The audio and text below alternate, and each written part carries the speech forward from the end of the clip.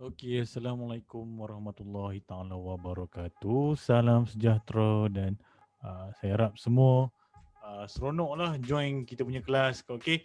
So saya harap semua sekali dapat beri tumpuan dan bila tuan-tuan semua berada dalam kelas left shoulder pain ni, saya harap tuan-tuan semua dapat clearkan ataupun tinggal dulu seketika teknikal-teknikal yang tuan-tuan belajar sebelum ni dekat depan pintu rumah ke, jangan ambil lagi.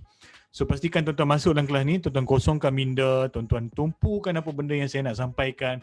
So insyaAllah jika tuan-tuan dah kosong, senang dia nak masuk. Sekiranya tuan-tuan datang dengan penuh ilmu di dada, dia sangat susah dan sangat berserabut jika tuan-tuan campur adukkan tuan-tuan punya kefahaman sebelum ni dengan teknikal yang left shoulder pain cuba sampaikan. Okey, so hari ni untuk sebelum tuan-tuan mulakan chapter-chapter yang lebih ataupun mengikut kriteria-kriteria yang kita belajar, kita perlu dulu mengenal apa dulu asas dalam teknikal yang kita perlu belajar. Okey, pertama sekali tuan-tuan, dalam teknikal yang kita ingin sampaikan dalam left shoulder pain ni adalah berkenaan dengan barrier, tuan-tuan. So ini dinamakan barrier. So normally kalau orang yang belajar dengan saya, dia orang dah muak, dah melugai lah perkataan barrier ni dengan saya. Tetapi untuk yang baru lagi, tuan-tuan perlu faham dulu perkataan barrier ni agar tuan-tuan tak ketinggalan. Okay, so orang lain dah boleh pergi jauh, kita dah masih lagi lambat lah. Okay, so ini adalah barrier lah, line biru ni tuan-tuan anggap saja sebagai barrier. So di dalam barrier ni bermacam-macam technical. Bermacam-macam price. Kita anggap saja barrier ni adalah kawasan barrier yang di mana kawasan price bermain dekat area ni. Okay. So barrier ni biasanya kita gunakan perkataan support and resistance. Okay. So saya letak dekat atas dia support and resistance. Okay. Mungkin ada yang pertama kali dia dengar perkataan barrier dan mungkin ada yang dah lama lah. Okey, di barrier ni lah berpunca segala price action berlaku. Okey, so sama ada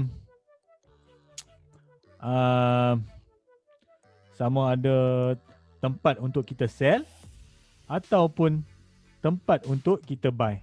Okey, barrier ini adalah kawasan resistant dan ini juga pertindihan support. Okey. So anggaplah bucu yang saya letak ni adalah ini adalah resistant, ini adalah support. Okey. Kita tanda.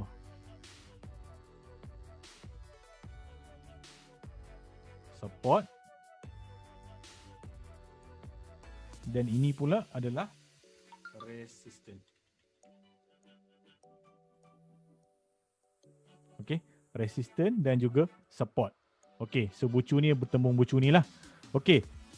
Mengikut kefahaman masing-masing mungkin macam-macam tuan-tuan pernah dengar. Okey, significant support, resistant, major support. Okey, jom kita tengok. Sekiranya ada lebih daripada satu, inilah support, ini adalah support. Mungkin tiga. Kawasan ni ada tiga support. Dicampur pula dekat kawasan ni ada support. Kita namakan dia apa? Okey. Siapa boleh faham? Kita namakan dia sebagai major support. Okey? So saya harap tuan-tuan boleh faham. Bila lebih daripada 1, 2 dan 3, 4, kita namakan dia sebagai major support. Tetapi sekiranya berbalik begini, okey, resistant pula, lebih daripada 1 resistant, okey, mungkin kita namakan dia sebagai apa? Major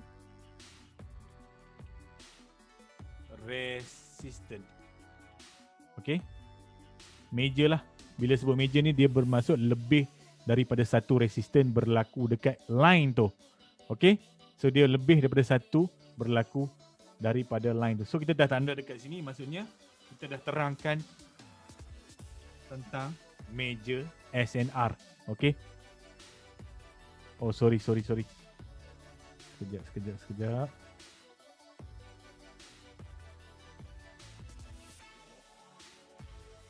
Okay. Kita dah selesaikan tajuk major SNR. Saya harap tuan-tuan boleh faham tadi. Ada major support dan major resistance. Itu kita namakan major SNR. Okey. So seterusnya, apabila ada pertindihan support and resistance. Okay, mungkin ada support, mungkin ada resistance, support lagi kan. Ni ada major kan. Okay, so sini ada support lagi. So kita namakan apa ni? Support, resistance, support, major, resistance, support. Bertindih dekat satu line ni. Kita namakan dia sebagai major support and resistance. Okay. Sorry. Kita namakan dia sebagai significant support and resistance. Okay. Kita namakan dia significant support and resistance. Lagi saya akan bagi contoh chart lah. Tuan-tuan boleh tengok lah dekat kawasan tu. Dia ada major support. Dia ada kawasan support, kawasan resistance. Bertindih dekat satu line tu. So kita namakan SSR ataupun significant support and resistance. Okay.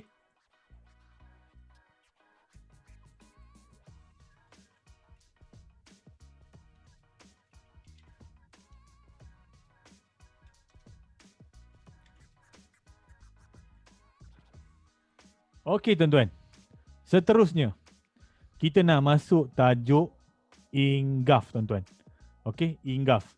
So sebut saja perkataan Ingaf ni, dia sangat berkait rapat dengan apa tuan-tuan?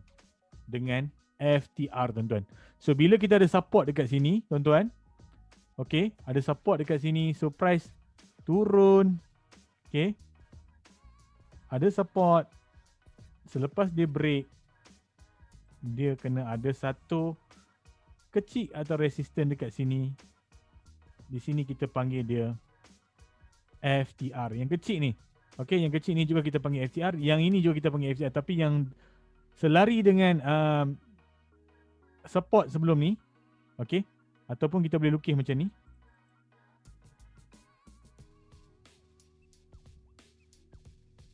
Ini support kan.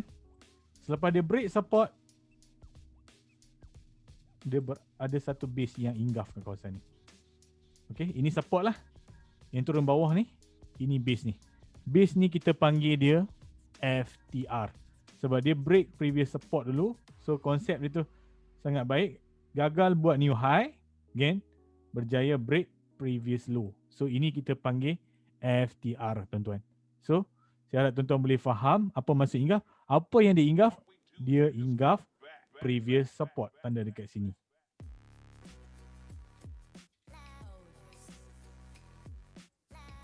Okay, dia ingaf previous support. Sekiranya untuk buy, ini adalah resistance. Okay, ini adalah untuk sell lah tadi kan. Support, dia break, ingaf, buat new FTR dan turun bawah. Okay, so ini kita panggil ingaf previous support. FTR ni ingaf previous support. Okay. Tak apa, saya bagi contoh dekat tuan-tuan dekat chart lagi. Ini salah sesi pengenalan lah. Okay, seterusnya tuan-tuan.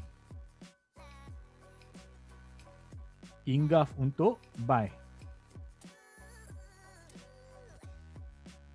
Okay. So ini ada resistance. Dia ingaf dulu. Dia ingaf bermaksud dia break dulu.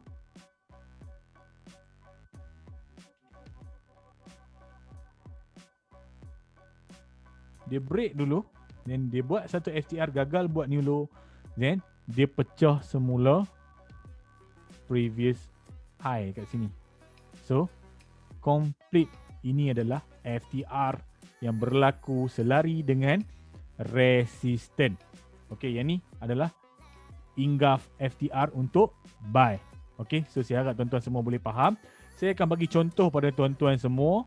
Okay, 3 reason ni. Major SNR, significant SNR dan juga ingaf. So saya harap tuan-tuan dapat manfaat daripada video ni. So saya akan cuba tag dekat last video ni untuk beberapa video berkenaan dengan ingaf. So saya harap tuan-tuan boleh faham lebih lanjut lah.